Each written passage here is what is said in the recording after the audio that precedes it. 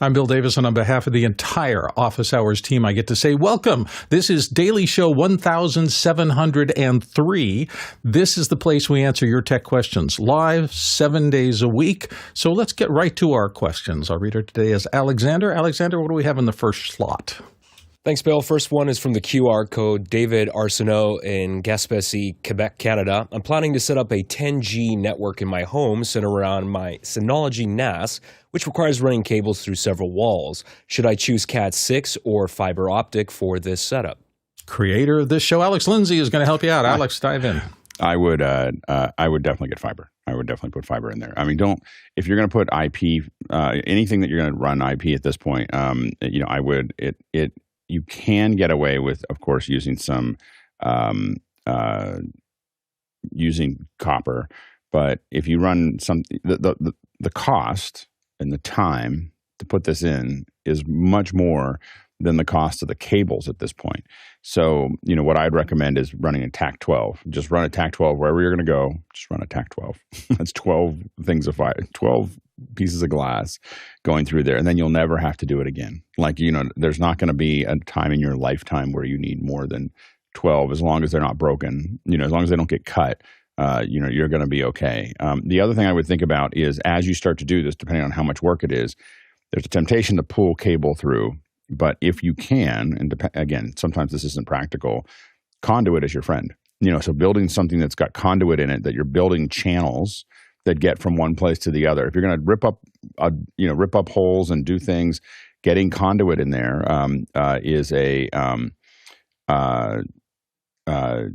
is worth it.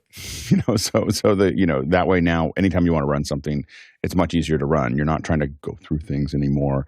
The cable will be safer. Mickey pointed out that fiber cabling is very expensive now.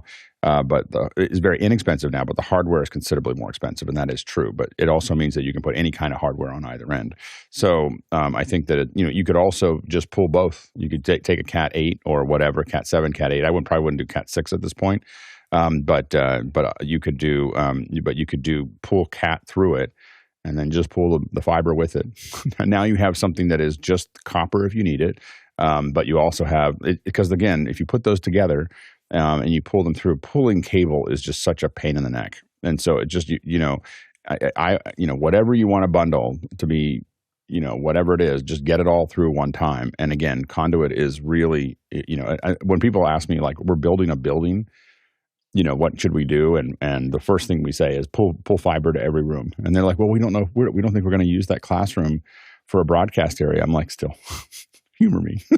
like just ask me how I know. Like every time we have to run cable down a hallway or whatever, you're like, when they built this, they could have just put fiber in. And what we do is a lot of times that fiber just gets put into a box and rolled up in literally just there's a box that's closed that's there, but now it's there. Like it's so much easier to do at that point. The other thing you can do is do a breakout with the fiber. And then in commercial situations, not at home, you get little lunch boxes that have what they need, and all they need to do is be connected to and again, if we don't need it, we don't even terminate it because we don't know how we're going to terminate it. But if you're going to terminate it, typically we would terminate it at ST. So anyway, there you go. Couldn't agree and support that more. When I was reconverting the horse property we had in Scottsdale years ago, we buried a lot of, I actually buried, I think, 4-inch PVC under a lot of the yard and things like that, just to make those pulls easier. And boy, I can't tell you the number of times I said, I am so glad that I did that and didn't have small cables and have to use fish tapes or everything. We also laid a couple of really strong multi-filament just pieces of string through the whole thing, so you had something to pull a cable rather than using a fish tape, which is much harder and takes much more time. So little thoughts, but I agree 100%. Next question. Another QR code question from Steve Murad in Los Angeles. When making small increases in microphone gain, does it matter if you use the fader or increase the gain directly by raising the dB level? Alexander, you asked, and you also raised your hand to answer. Signal-to-noise ratio is always a thing that you need to be thinking about. So basically, yeah, and it does matter. So what you want to do is, no matter analog or digital board, always have your faders at unity gain. Make sure you push the solo button so you're actually looking at the level pre-fader, like pre-fader adjustments. And always use your gain/trim pot to get the level up to where it needs to be to maximize the gain that is needed for that microphone. And then, of course, you can use your channel faders to balance the mix. That's what I always do after the sound check is done, after the gain staging is done properly, and only then do I move faders to balance. Jesse Kester. Yeah, we consider the gain knobs to be truth against the microphone, and the faders to be truth against each other the other signals to create the mix. So you set your gain to make sure you're not going to get clipping at mic direct in from the mic, and then your faders are relative. Alex Lindsay. And Mickey said that, and I think he's echoing what was said before. It absolutely matters. Adjusting the head amp gain means you are affecting every destination, every mix that the input is feeding. Set the head amp gain to a safe and conservative level during sound check, then only touch the faders while mixing. It's the same what we've been saying. Next question. Another QR code question from Carlos Gonçalves in Portugal. For a basketball game, what kind of hardware would you recommend for playing buzzers or short music clips to energize the team? I already have a mixing console, but would like to know what additional equipment is needed to manage this event. Alex Lindsay. Yeah, I mean, it depends on how far you're going to go. There's definitely things that are built for those things. There's a variety of those. A lot of us, if you're starting to do it now, would probably use some kind of software solution to make that actually happen. There's iPad versions of that. There's Mac versions of that. I think the one that the one that I have that can do this, and I don't have it set up to do this right now, is Rogue Amoeba has one that is called, Farago, and that's on the. So that's the, and what it does is it just has a whole bunch of places that you can just tap in and it'll do things. And I think there's some iPad versions as well. Chris Sabato, who does do this all the time, said Sports Sounds Pro is what they use. And he would know. so he works on hundreds of events or maybe even thousands of events a year, sports events. So Sports Sounds Pro is from Chris Sabato. So that's another probably the better solution there. But if I was doing it, I would probably end up with something like Farago, where I have a Mac or I have some kind of iPad that's like there that I can just tap on it. I'd probably not use the traditional one just because it wouldn't matter to me. But I think that if you are looking for something that's probably more what is used as a standard, that would be another one there. Mickey said Wavecart and QLab. And John Wallace says Stream Deck with an audio interface is what he's used. So those are a bunch of different options there. And Carlos, I might be wrong, but I don't think we've had a question from Portugal before. At least I haven't seen one. So welcome I think you to might be the show. The first one. Yeah, welcome. We're so glad that you asked the question from Portugal. Someday I want to visit Portugal. I haven't been to Portugal, so but heard sounds so like a many beautiful good things. country. Yeah, I have a friend that lives there, and they love it. Well, in any case, Carlos, welcome to the show. Yeah. Thank you for the question. Absolutely. Next question. Eric Price in Kansas City from the QR code is asking, when building a cable snake, can you have XLR sends and XLR returns, thus opposite directions, co-located in the same snake, or will the opposite signal directions create interference and noise? Jesse Kester, start us off. You can absolutely go both directions, and my advice if you're building your own snake is you want more sends and more returns than you're planning for. Alexander Knight. Yep, what Jesse said. If you use high quality balanced audio cable, is going to be shielded, and the higher end, more expensive wire that you can get from brands like Canary, if you get the Star Quad stuff. I mean, building a snake with a lot of wire, a lot of ends using Star Quad can get expensive, but that stuff even has better shielding and is more resilient to EMI RFI. So I wouldn't worry about it. Yeah, the only thing I'll add is signal and signal in the same conduit, generally never a problem. It's only really when you get power running parallel to signal cables that you can occasionally get inducted noise. And as everybody mentioned, good shielding wired properly is your best defense against that. So, next question.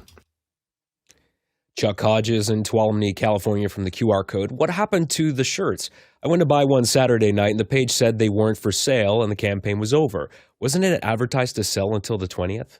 Yes. Okay, hold on. This has been confusing, but Nigel is going to help us figure it out because he's helping with this. So Nigel, dive in.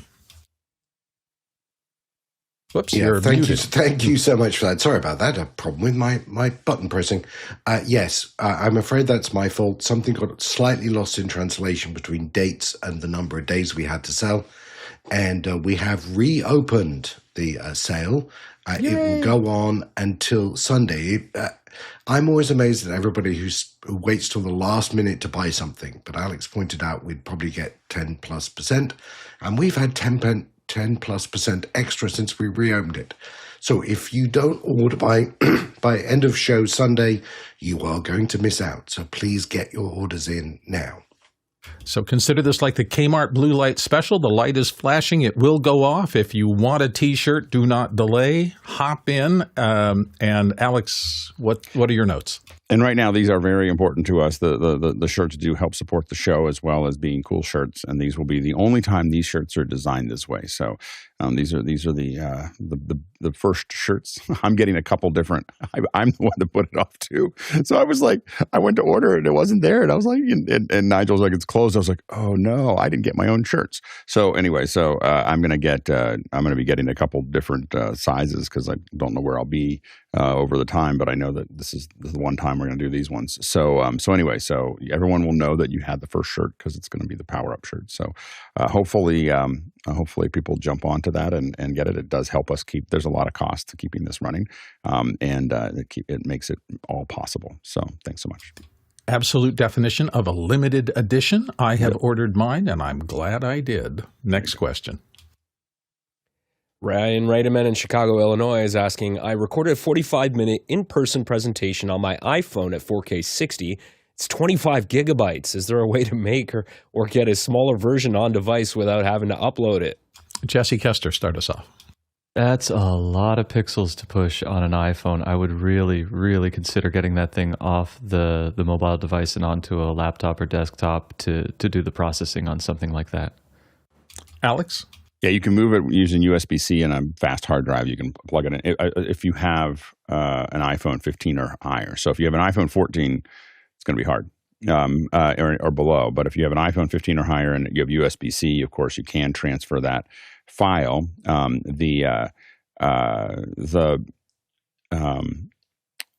the main thing that you to think about this in the future. One of the things that I do a lot of is I attach drives to my drive. The phone now is capable of producing so much content that I try not to. If I'm going to go into production mode and record something in ProRes or record something long, I'm going to put a hard drive in it. I'm going to take my camera system, and typically I'm using the Blackmagic camera, and I'm going to send it to that drive. Like I'm not going to try to record it to because I don't want to fill up my phone, and I also don't want to try to figure out how to get it off. So I think that always think about recording to an external drive when you start really talking about, because we now can use these phones as production tools. So you want to make sure to do that. But if currently the question is, what phone do you have? If you have a 14, it's going to take a long time. If you have a 15 or 16, you should be able to put a USB-C into it and then transfer it to that drive, and that would be the way to get it off. But to go back to your question, I don't know it was a really interesting question in, can you compress it? And I don't know how you would compress it on the phone. Like I actually don't know of anything that's like compressor or handbrake or anything else that runs on the phone. It's a really interesting thing. Like there may not be a solution for that. That might be a market opportunity for somebody. Phone apps. That's really a fascinating idea. I mean, thing like photos may have some version of how to export it to send or something like that. I haven't tried that. Worth thinking about. Jesse Kester, you had thought? Yeah, I don't know any dedicated app for that, but if you upload stuff to iCloud, sometimes it'll crunch it down pretty aggressively, or if you try to move it through text message, which I wouldn't recommend doing for a 25 gigabyte 4K 60p. I don't even know if that would work. Like, I don't even know if it'll let you text message that. It might just go, I can't do it. But maybe like you might get something in iCloud, but then you're still offloading the thing from the phone to somewhere else to maybe get compression. Just get it off the phone. If you do need to upload it, just think about getting an Ethernet connection to your phone. So, whether that's Lightning or USB-C, you can convert that to an Ethernet. So Lightning to Ethernet. Well, usually it's Lightning to USB to Ethernet. It's like a little trail of an adapter from the Lightning, or a USB-C to Ethernet, and then connect your phone via that. It's going to be a lot faster than Wi-Fi, and you definitely don't want to use up your cellular to do that. But the Ethernet will help speed that up. You probably leave it overnight in most cases, and it would be somewhere the next day when you woke up. Yeah, I've done long ones from my phone off into my computer using just a standard lightning cable hardwire. Again, this is something you don't want to do wirelessly, but never 4K 60, only the standard 1920, 1080, 30 frames per second. So this is a lot more data than I have succeeded with. But I was able to get half-hour recordings and things like that off my phone in the old way. So I would imagine with the extra bandwidth, there's probably a way to do it. Alex, you wanted to get back in? Guy Cochran added, I hadn't thought of this. He said put it into iMovie and share or export as HD and then airdrop that. And so that could work. So there's your compressor. There's that. There you go. iMovie would make that conversion for you. It's great. Great. Thanks, Guy. Yeah, thank you, Guy. Next question. A Barrera and Flowery Branch is asking, looking for a KVM switch for my Mac computers. Any recommendations? That's a QR code question. Alexander, did you have a thought for him? I've been very happy with the TestSmart brand of products. I have an HDMI 4x4 matrix from them, and I have a KVM from them. So this is an 8-port. Now, they make different versions of this that support different formats. So, for example, like I bought the 4K 30 HDMI compliant one. They also have one that'll do 4K 60 and a 16-port one. I'm not using the HDMI component of this. I am just using this to utilize one set of mouse and keyboard across multiple computers. And it's been rock solid for me for the last 12 months. And the HDMI matrix, also made by the same company, TestSmart. I haven't had any EDIE issues. It manages it automatically for you. And so that's the one that I recommend. The beeping can be turned off because I know some people are sensitive about that.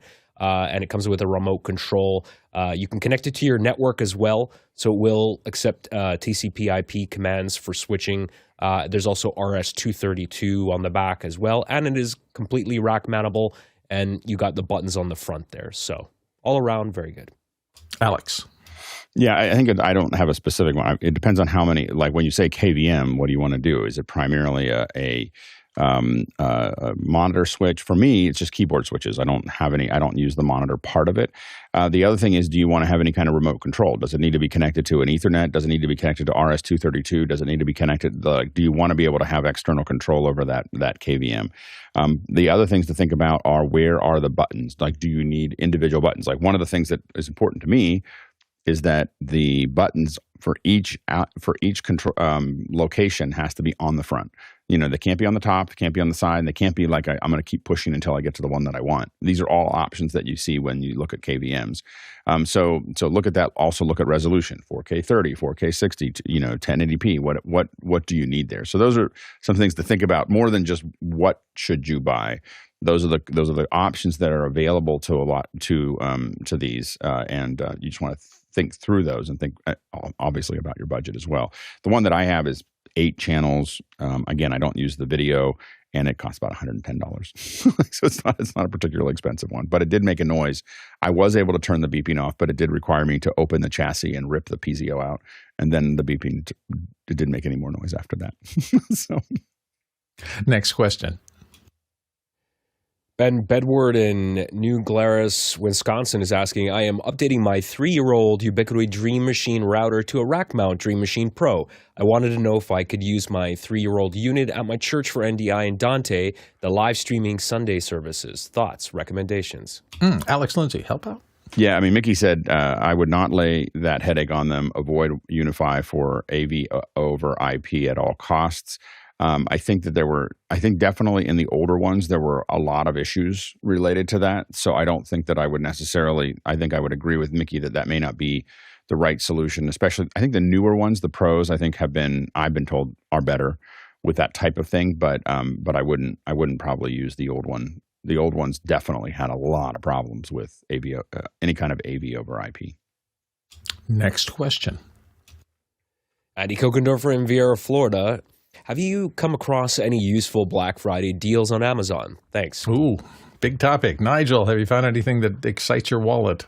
So Black Friday, normally what I find is it's a really good time to get memory cards, SD cards, and things like that. They're probably between 30 and 40% off, particularly models that maybe the manufacturer's about to discontinue but work great for us.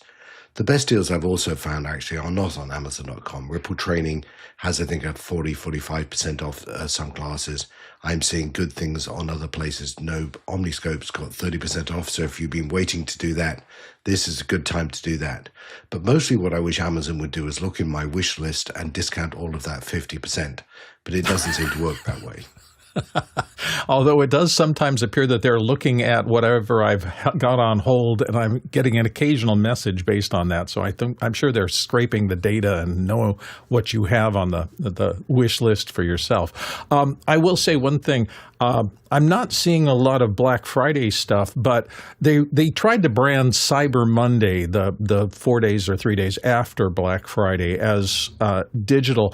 I'm seeing those things coming out now 2-3 weeks ahead of the actual technical Black Friday sales. So if you really want something, I would definitely check with the manufacturer and see if they've got any temporary deals come on. I've found 3 things in the last 2 weeks, just small things that I was thinking about buying, particularly in the software area.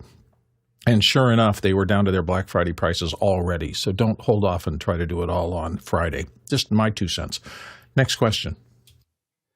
Chuck Hodges in Tuolumne, California from the QR code is asking, professional wireless mics have firmware upgrades to make the 600 models work in the legal parts under 614 and in the buffer bands above that. Why isn't anyone doing this? Does anyone have any experience with this? Alex, what do you think? Mickey said, and this is in reference to the 2017 auction, otherwise known as the FCC theft and delivery of frequencies from people who were using it to cell companies. So primarily T-Mobile, I think. So we talked about this yesterday. I won't go into it as deeply as I did yesterday, but you can watch yesterday's show and understand how upset I am about this. But anyway, the question here, Mickey is answering the question here. He said that the bandwidth in the guard band and duplex gap is too small to be useful in a typical production environment. Carrying wide RF just makes more sense. He said that's why I'm in the process of moving our company to a sound devices A20 from Electrosonics. So that was Mickey's answer. I think that's probably pretty solid.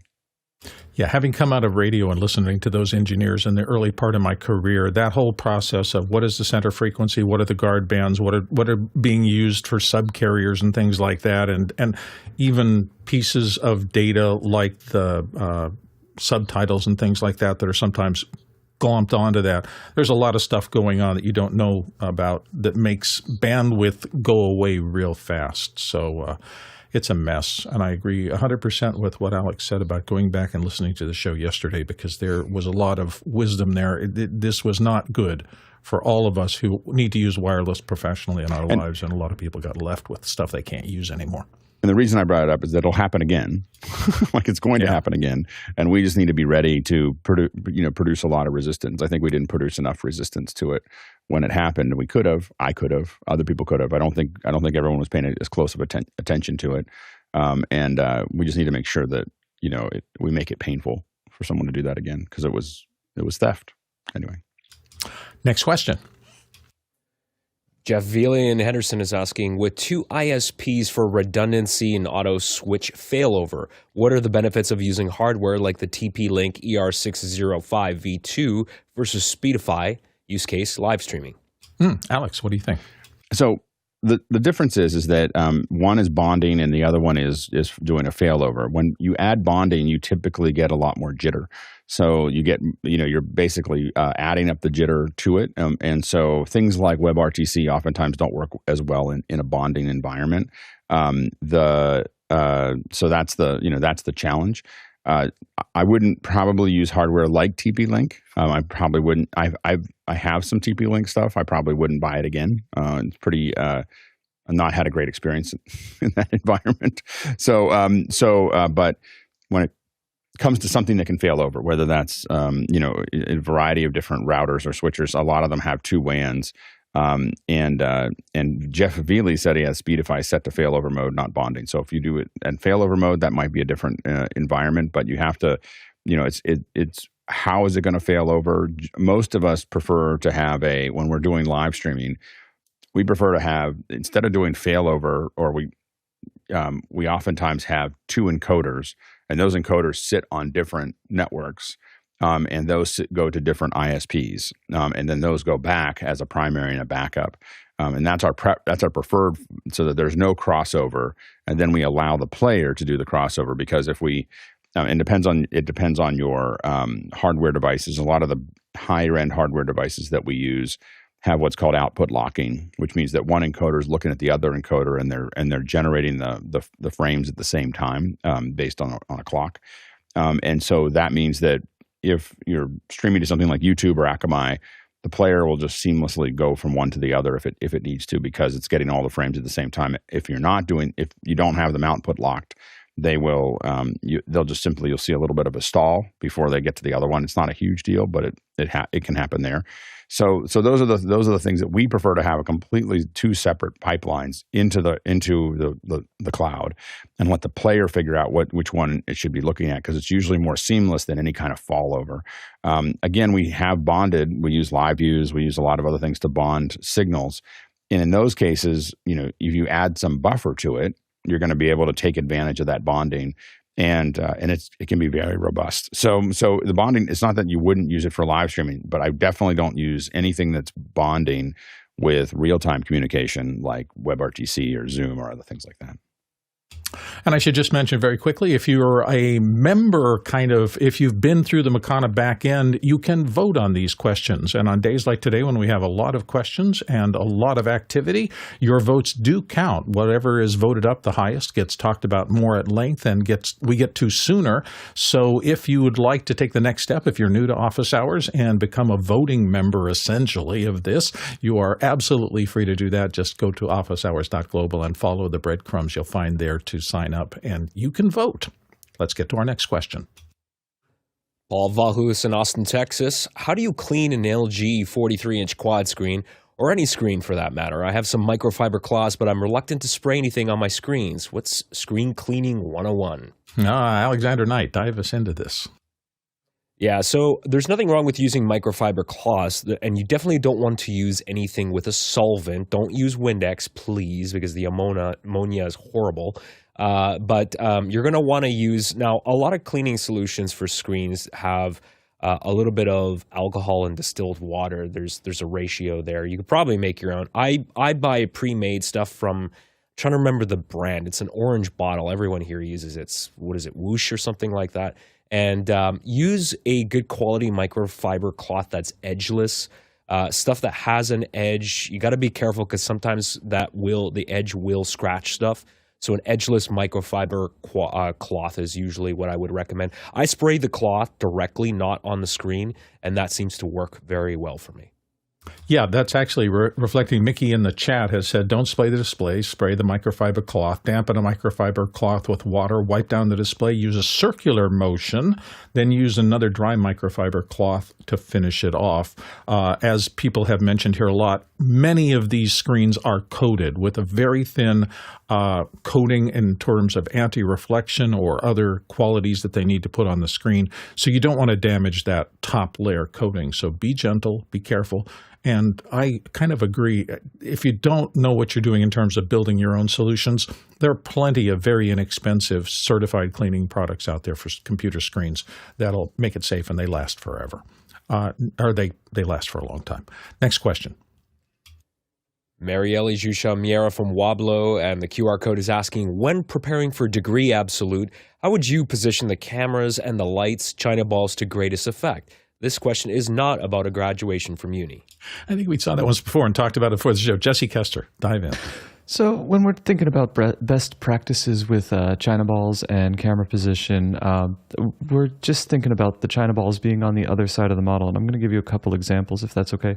So this is not China balls, this is sunlight. But when we do our portrait work or when we're trying to make people look good, we always want as soft a light as possible coming from the other side of the model. And you'll see that the side of her face towards the camera is in shadow. And this is, whether we're outside doing this or we're in the studio, this is pretty much how we build all of our portraits to make them look and feel dramatic. What it does is it gives you like good 3-dimensional depth. It brings the subject into like a space that exists in deep dramatic ways. So that's kind of like where you would start with your China balls is other side of the model for your key. And then you might have a second China ball for the fill, and that would be at, like I would start that at 25% the strength of your key and start playing from there. One of the guys I learned my... Go ahead. No, dive in, Alex. I'll do it after you. I was going to show that then at scale, if you want to see China balls at scale, this is the biggest most China balls or largest ones that I've used are these ones here. So those are Air Stars. And so this was in Germany, and so this is what we did is these are 6-foot balls, so these are big 6-foot balls that you can hang down, and so they're giant China balls and pretty bright. And the reason that we use them here, I think we had a total of 8 of them or something like that, is that rather than there's going to be a lot of audience interaction with the person on stage. And so what we wanted to do is make sure that it just felt like this nice, soft light for everyone. There was obviously a lot of specific light for the stage, but for the audience, and it looked amazing. Like it really looked good. It just feels like a giant living room. There's 1,000 people in a giant living room, all talking. So that's that's China balls at scale. And the company's called Airstar, makes those. And when I was learning my lighting back in the early days, one of my mentors, Bill Shevnikov, who's been around a long time, and this is a great gaffer and DP, suggested I read Placing Shadows by Chuck Gloman. That's one of the things, it really changed my entire thinking about lighting. And so instead of thinking about the light, I think about the shadows that are the result of the light. And that has made it so much easier for me personally to figure out what's wrong and what's right when I look at a shot on a monitor of any kind. So I'm going to recommend that to you. It's a great read. Next question. Pedro Gonzalez in Oklahoma. If doing audio production as a side hustle, how does one rebuild a client list if your primary job takes you to a different geographic location? Alexander Knight, dive in. Well, I think one of the nice things about doing audio work is, you can do this stuff remotely. So people send you projects and they can be anywhere and you can be anywhere as long as you have good internet. That's not to say that should stop you from trying to find local clients to work with. I'm not saying that, but yeah, you can do this work anywhere. Jesse Kester. You can do it remotely. What I'm kind of stuck on is the idea of doing this as a side hustle. The amount of time it takes to understand audio production in a way that will make you competitive enough that people will be hiring you remotely consistently, and the amount of time it takes to build up a new client roster, it doesn't really feel like a side hustle to me, that you'll be losing clients because people won't want to be hiring you because you're not doing it full time and keeping pace with the competition, or committing to, like the interaction with potential clients won't be consistent enough if you're not doing this 40, 60 hours a week in the early days of building your new Rolodex. Alex Lindsay. Yeah, I think, trying to get into doing post-production, I think is a thing that you can is more flexible. Doing production will be hard because of exactly the things that are outlined here. But if you can get into doing people's posts, then you can do that anywhere. The other thing to think about is seeing if there's a network around you of people who are doing the production. And the problem is you really need to have a lot of experience doing it. But if, for instance, there's a lot of sound people, field recordists that have groups. So I work with one in Dallas. I work with one in LA. I'm not hiring a person. I'm hiring I'm not hiring a company either. I'm hiring kind of a consortium of field recordists that I know someone's going to show up that knows how to do it. I talk to them about what we need to do. Someone shows up that knows how to do it. They all depend on everyone being good at what they do, but it means that they're able to load balance that issue. So if someone else it's not just traveling, it's working. The hardest part of being an individual freelancer is that you can't say yes to 2 jobs on the same day. And so being able to have, people that you trust that are able to do that makes a big difference. And that we've seen that to be successful in a few markets. I'm just going to support what's been said. I think in the mixing space, learning those skills would be brilliant because more and more audio is going to be offloaded on the mixing side to remote crews. But recording side, not so much. I can't imagine going in to record a person in a space and not being in the space, being able to inject sound into it, listen to the return, understanding what's hitting the microphones and not, and solve those problems as much as possible in the field. And you can only do that really being there in the field at the moment of recording. So I just put a kind of mental wall between the recordist's crafts and art and the mixer's crafts and art, both equally valuable to our process, but I wouldn't try to do the field recording remotely. I just can't see how that would work, but maybe that's just me. Maybe somebody's much better than I am and can figure it out. Next question. Jeff Simmons in St. Louis. I'm needing to set up a presentation PC for slides, but also a webcam to show items on a table near it. Is there any way to use Companion to switch the secondary display from the full screen presentation to full screen webcam, preferably over a network? Alex, what do you think? Yeah, I don't know of any. I mean, maybe someone will jump in. I don't know of a way to, if it has a hook, if whatever you're using, because it depends on what are you presenting into, how are you making that work. And the only thing that I would say is that I prefer to externalize that from the computer, so that whatever computer I'm plugging into, whatever presentation tool I'm using, they all get the same thing. So if I'm switching back and forth between these things, I want it to go through a switcher, a hardware switcher. Now you can decide what hardware switcher you want. Blackmagic is what I use mostly for these things. Right now I have an Extreme here right now, and it is switching between lots of different sources. I can show you lots of things at one time, and I can cut in and out of my presentation. I can cut in and out of cameras. And you're going to find that I think that over time, and then that can definitely be controlled over the network. You know, I can control this ATEM from hundreds of miles away. So there's a lot of things that make it easier to do that. But I would think about that. You know, there's a lot of other solutions if you're talking about a webcam and wanting to switch back and forth to cameras. That you have the Rode. Some of the new Rode switcher looks amazing. Like it's like it feels like they've hit all the marks on that one. I have a lot of investment in Blackmagic, so I'm probably not buying it anytime soon. I'd love to test it to see how it looks. But on the outside, the new Rode switcher mixes and matches between HDMI signals and USB webcams, as well as XLR inputs. so not that I'm bitter. So anyway, that's another option there. But thinking about a hardware switcher that then just feeds everything you need to the to the whatever device you're using is going to always be a more stable experience that you can keep on moving along with. Next question. Next question is from Ken Jordan, Wexford, Ireland. One of my ASMR videos has recently gained traction, and I'm looking to upgrade from stereo to Ambisonic audio. The microphone must be compatible with a windsock, as I often record in windy coastal locations. And there's a YouTube link there. Ken, good to have you on the question list today. Alex, what do you think? Yeah, so I think that what I would look at is probably the Ambio mic. This is the best straightforward mic for you to use there. So this is a Sennheiser Ambio. It's going to cost you about $1,000. And then for another $1,000, you're probably going to want to get a Rycote that is compatible with it. So this is the Rycote Ambisonic solution. And so this is an Ambio that you see here. And so then so this is the Ambio here, and it's going to have 4 outputs that come through here. I actually have this model itself for the Ambio, and you can see how you can set it up vertically there. And then when it's closed, it looks like this. And of course, you can put a what we call it, a wind weasel. That's the new word for it, or politer than the traditional. We would typically call it a dead cat. But little triggering for all the cat lovers. Dead cats are usually, but you can put it over top of that to get even less wind.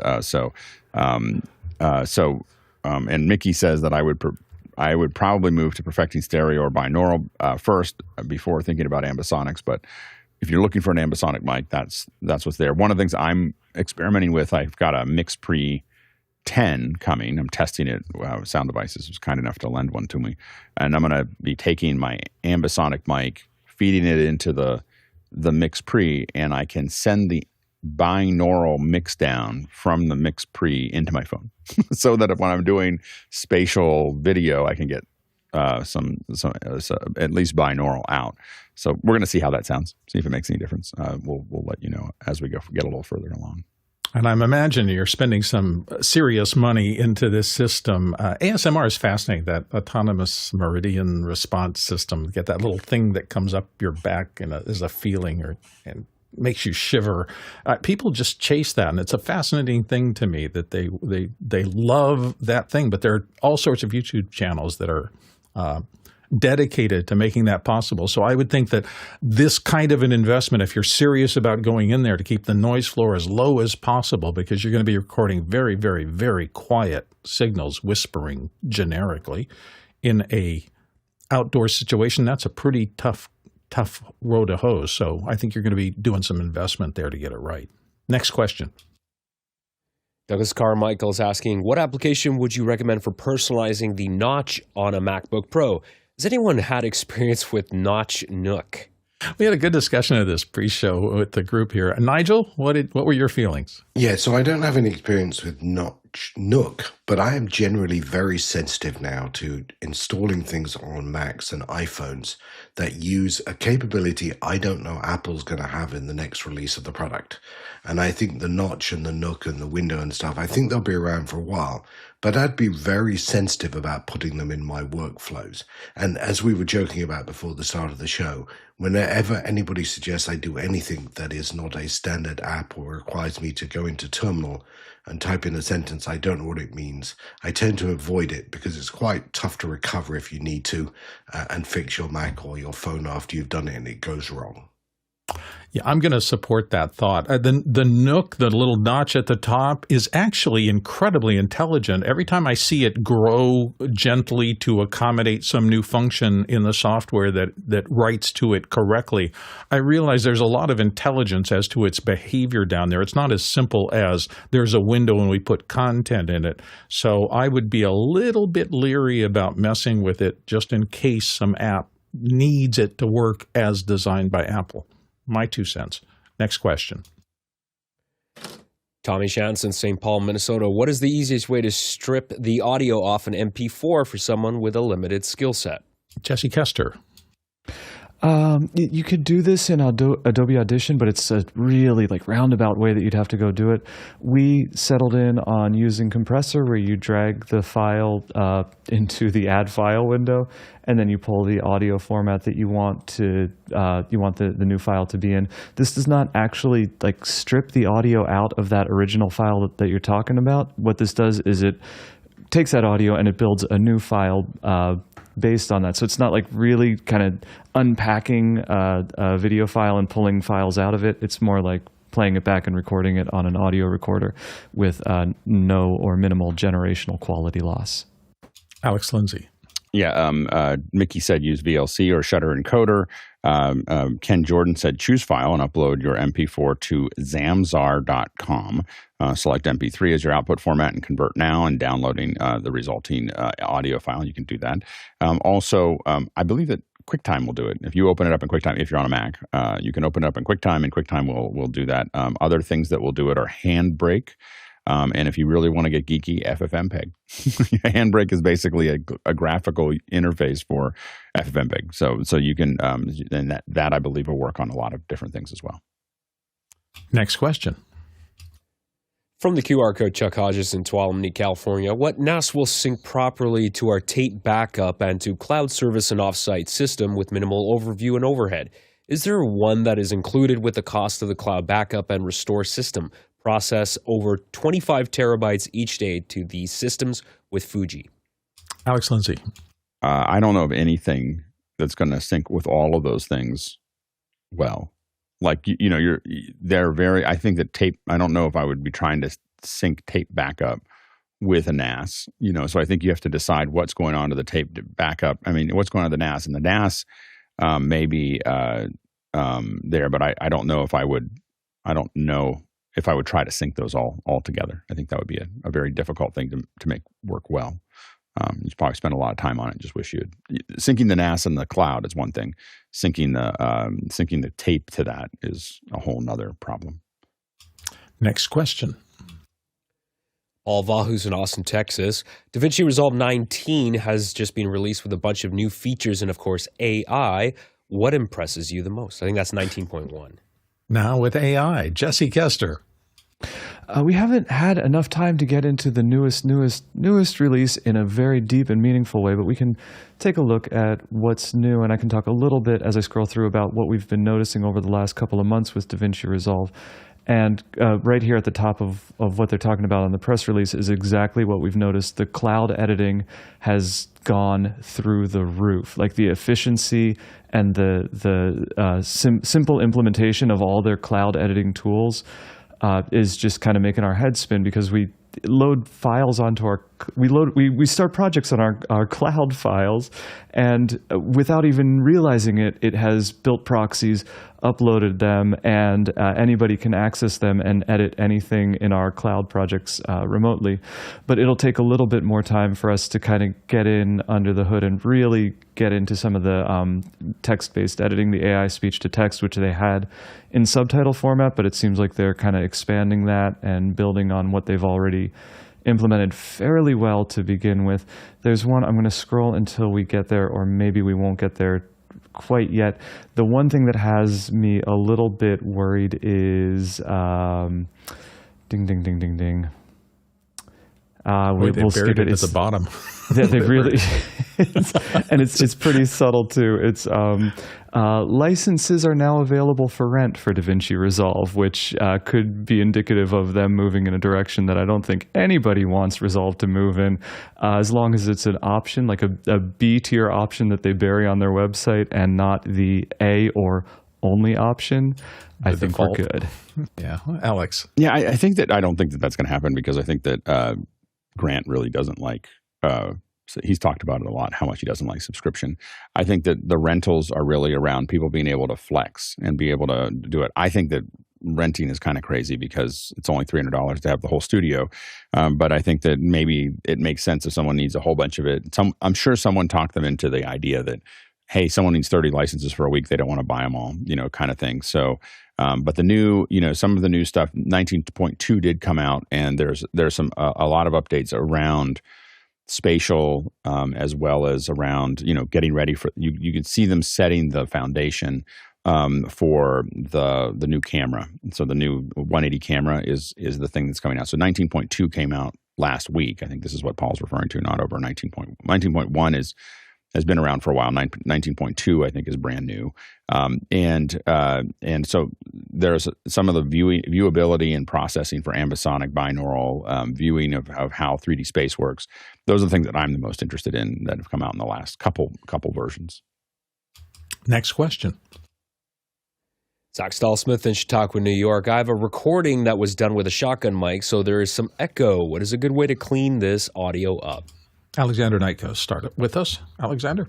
So the Isotope RX switch, there are 3 versions of, and the standard version is usually the one that I recommend starting with. The advanced version has a lot other additional modules, but it can also be useful if you're doing this a lot. They're not cheap tools, but they have various tools in there for broadband noise reduction and removing or deverbing a room, so to speak. So by echo, if you're talking about you're in a very lively room where you're getting a lot of reflections, you can use tools like the RX suite. I also have become a big fan of the Waves Clarity suite of plugins, the Clarity VX software. There's a cheaper version and a pro version of each of these, including Clarity VX Deverb. It works incredibly well. It's kind of a one knob, turn it up until you get rid of what you want to get rid of. And it works very well with,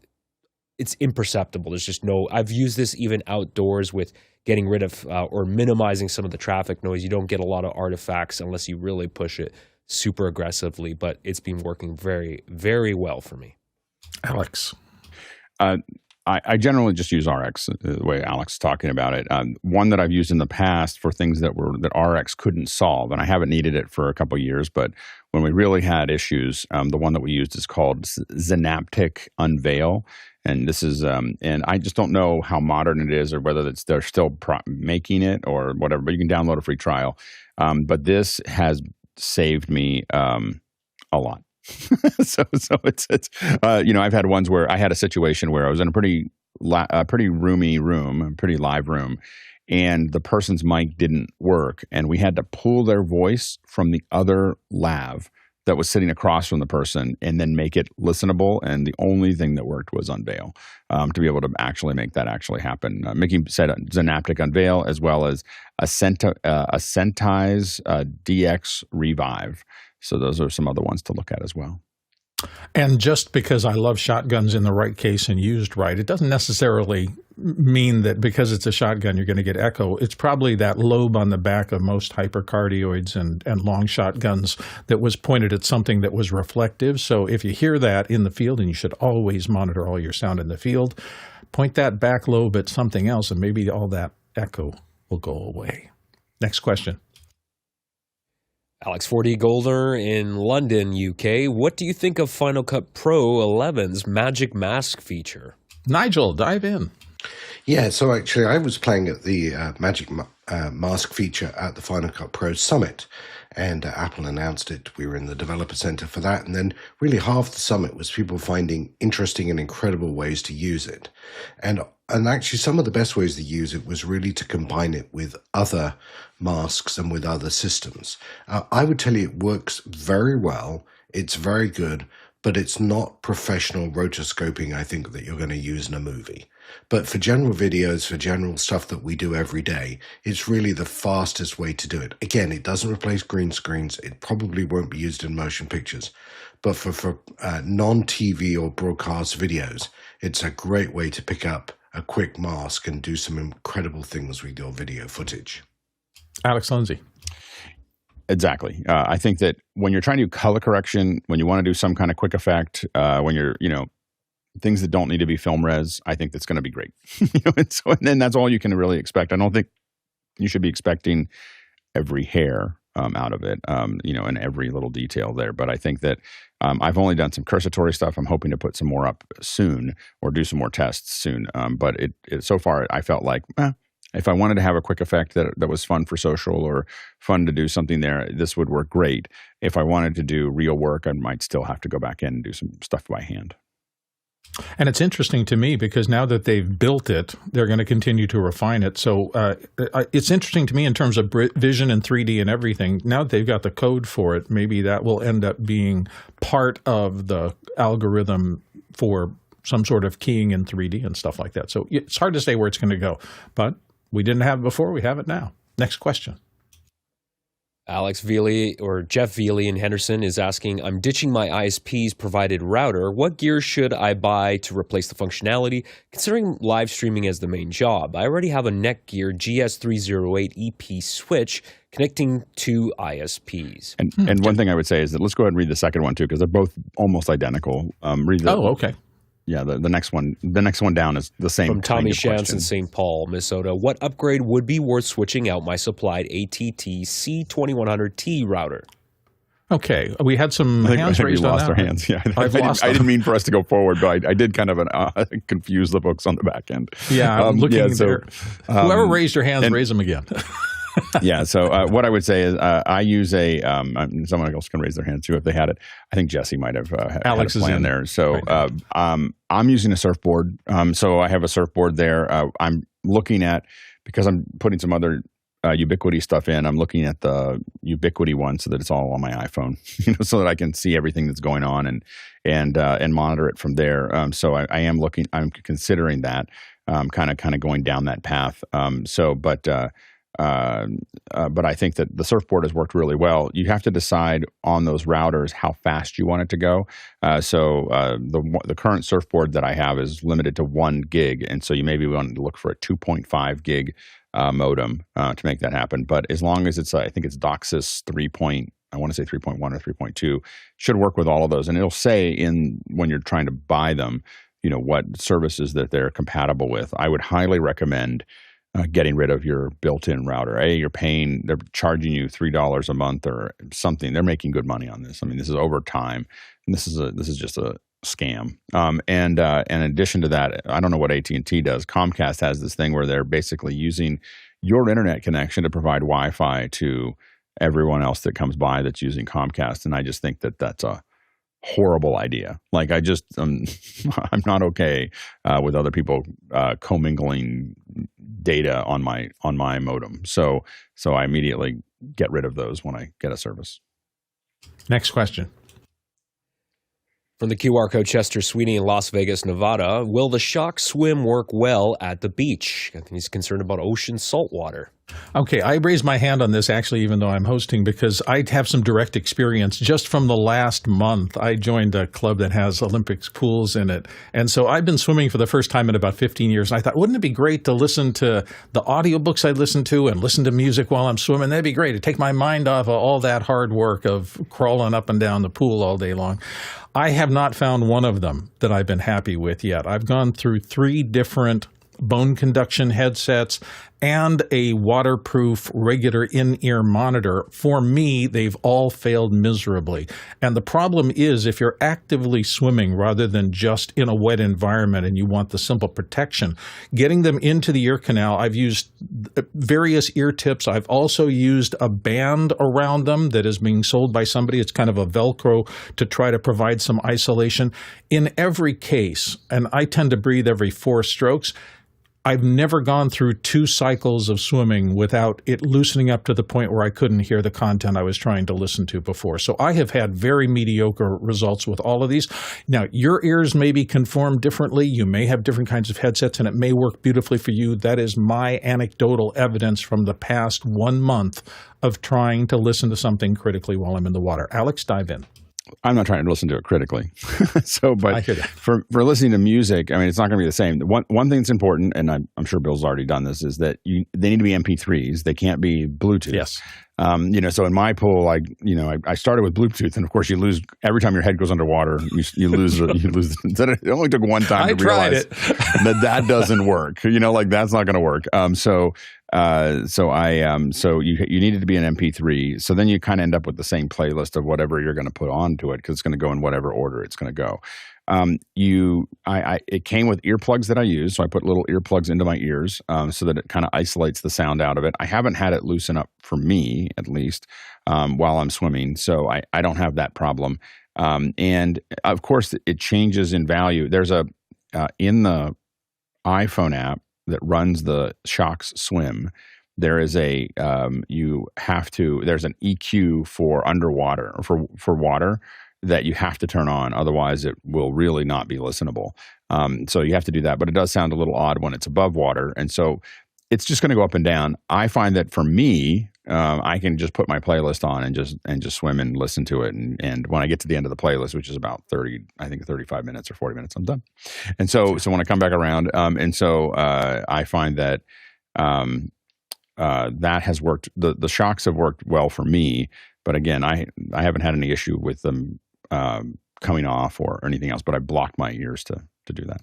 Yeah, so I think you probably have better technique than I do. And I made the mistake of trying it with my audiobooks. And so you lose half a sentence, the book stops making sense, and you're I will a say, little frustrated. Until you start doing freestyle, you don't know how many videos on YouTube there are in freestyle. And I watch most of them, and my technique has changed dramatically. It went from a dog paddling forward to actually swimming. So watching all these videos. So it's been good. It's great to be able to hear anything. So if you want to do this, I would be careful in the ocean, though. Make sure that you've got one of the tethered versions. Don't try the separate things because you're going to lose them. There's just a lot of activity if you're actively swimming that can jar things out. And in general, salt water will destroy everything. Salt destroys everything. So, that's one of the big things. Like I wouldn't take most of my gear. If I was doing a stream from a beach, we would rent gear. And that was, I wouldn't actually use my own gear on a beach. We have another question. Maybe we can help a couple more people before we finish up. Next question. Pedro Gonzalez in Oklahoma. Black Friday deals are happening now. What are you looking to buy and why? Jesse, you raised your hand first. Dive in. Oh boy, we're a little gun shy with Black Friday. We feel like it's a good chance for everyone to offload everything they couldn't sell and everything that's poorly built, and to jack up the prices 30% and then give it a 10% discount and get people excited. So we go to a little cabin in the woods for Black Friday and avoid all the hubbub. Alexander.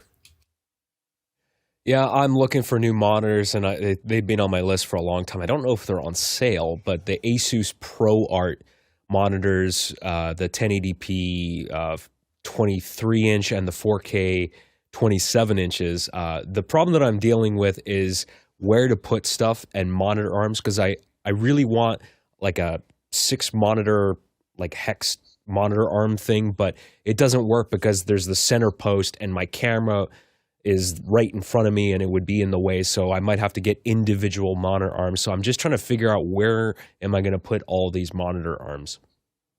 As always, thank you all for watching and or listening to the show today. We appreciate your attendance. And today we traveled 50,000 miles. That's 80,000 kilometers, or 393 million bananas for scale.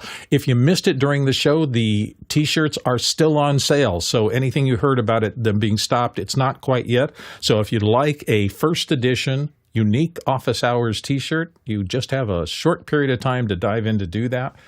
And we will see you tomorrow right here at Office Hours.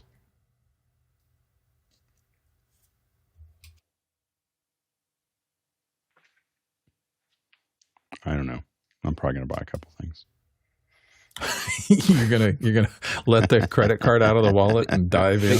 They started doing early Black Friday. The things that usually what happens is it's something that I've been hunting for a while and I've been looking at it. So if it dropped a lot, even if they're just trying to get rid of it, I get it. But like, for instance, the EcoFlow portable power station is dropped 60%. Like, obviously they're trying to dump it, but it's still a good power station. So it's, like, yeah, it's those are pretty good.